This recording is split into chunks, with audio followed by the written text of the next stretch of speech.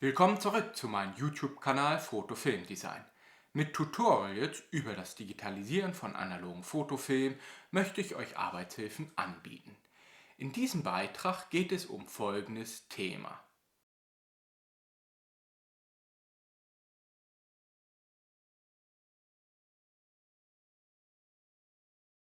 Wie auch schon bei dem Beitrag vom Nikon Super Coolscan 5000 Spiegelreinigung sollte der Hinweis auch hier beachtet werden. Jeder ist für sein Nachmachen verantwortlich und haftet für seinen eigenen Schaden, den er dadurch verursacht. Danke und jetzt zum eigentlichen Thema. Um gute Digitalisierung von analogen Bildern zu erhalten, sollten, wie schon in anderen Beiträgen erwähnt, die Geräte regelmäßig gewartet und gereinigt werden.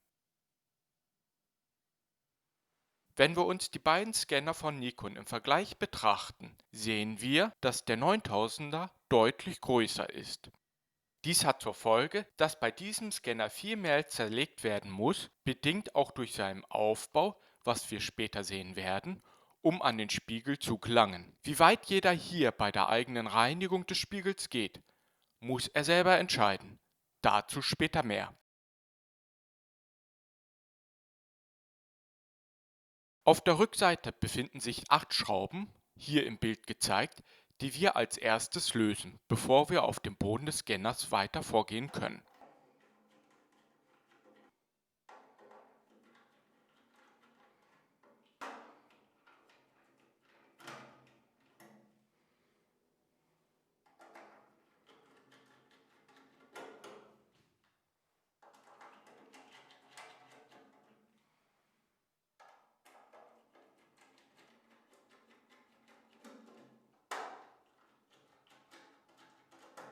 Anders als beim 5000er sind auf dem Boden 10 Schrauben vorhanden und auch nicht unter den Füßen versteckt. Auch diese müssen wir abbauen.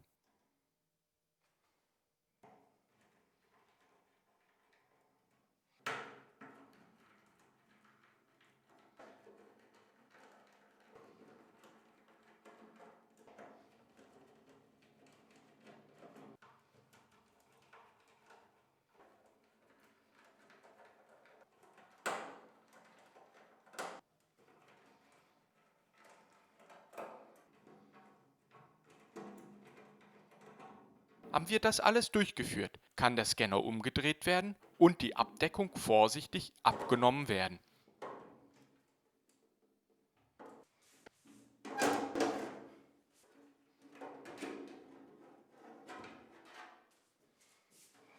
Dies gibt uns nun den ersten Blick in das Innere frei. Links im Bild der Einschub, in der Mitte die Lichteinheit mit dem Spiegel, hinten das Netzteil mit dem Motherboard auf der Seite. In dieser Einstellung können wir noch einmal sehen, dass unter der Lichteinheit ein großer schwarzer Kasten ist. Unter diesem befindet sich der Spiegel, den wir regelmäßig säubern sollten. Fangen wir an, das Kabel von der Platine mit dem Auswurfschalter abzubauen und die Statusdiode. Anschließend kann die Abdeckung mit den 4 Schrauben, jeweils 2 auf jeder Seite, abgebaut werden.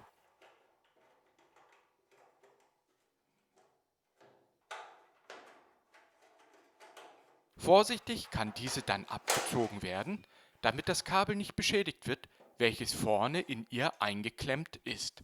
Jetzt kann die Verlängerung für den Schalter vom Netzteil demontiert werden. Die Abdeckung auf der Rückseite ist noch mit 5 Schrauben befestigt, die ebenfalls demontiert wird.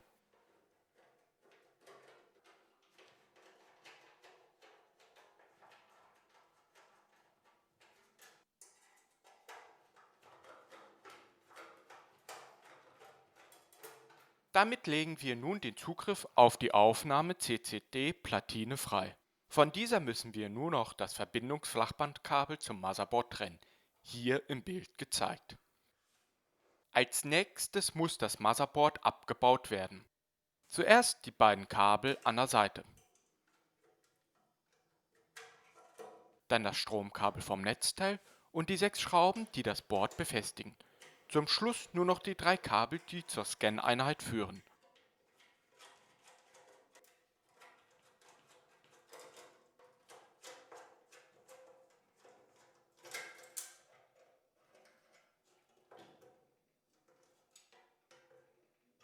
Zu guter Letzt der Demontage können die 4 großen Schrauben gelöst werden, die die Einheit auf dem Boden festhalten.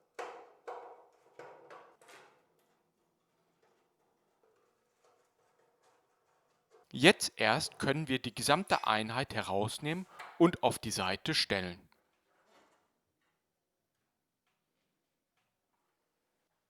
In diesem Bild sehen wir nun die Unterseite der Einheit.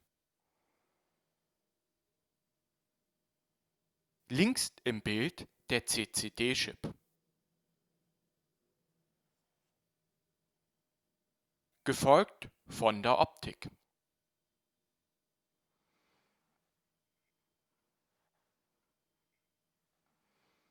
Und hier der Spiegel.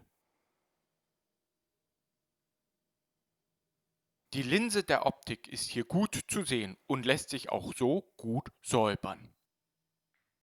Anders sieht es bei dem Spiegel aus. Zum einen wird dieser mit einem Metallbügel fixiert und ist zusätzlich mit dem Rahmen verklebt. Diese Fixierung kann man vorsichtig mit einem scharfen Messer abmachen, um den Spiegel für das Säubern abzubauen.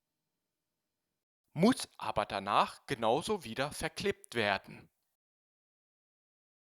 Mit einer Lampe leuchte ich von der anderen Seite auf den Spiegel, um zu sehen, wie verdreckt oder sauber der Spiegel ist.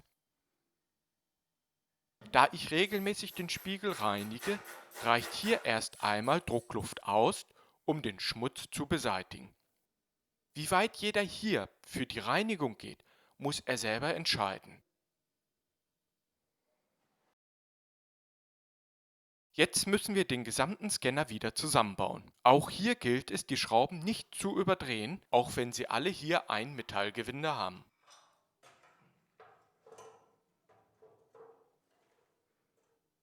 Zuerst die 4 Schrauben, die die Einheit mit dem Gehäuse verbinden.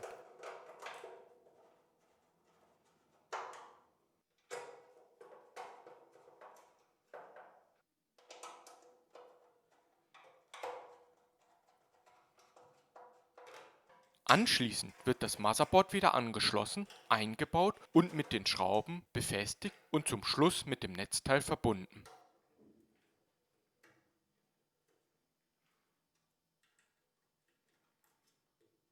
Danach kann auch das Flachbandkabel vom Motherboard zum CCD-Chip wieder angeschlossen werden. Haben wir das alles soweit, kann die hintere Abdeckung montiert werden.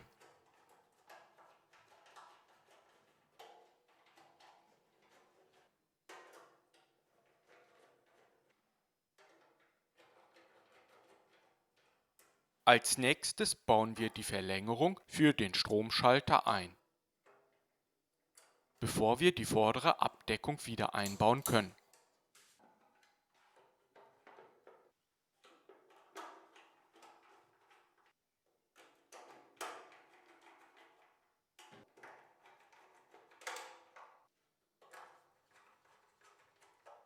Hier noch die Leuchtdiode an ihrem Platz stecken und das Kabel für den Auswurfschalter einstecken.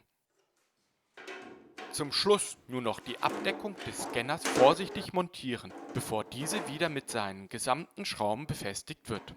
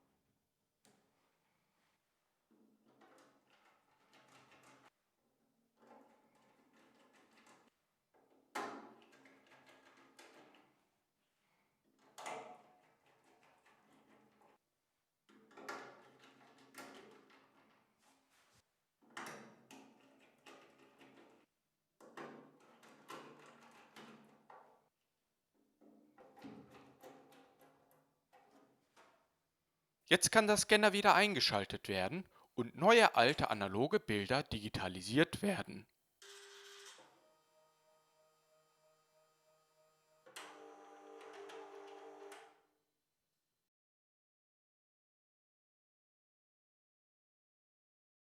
Ein Tipp für längere Lagerung des Scanners.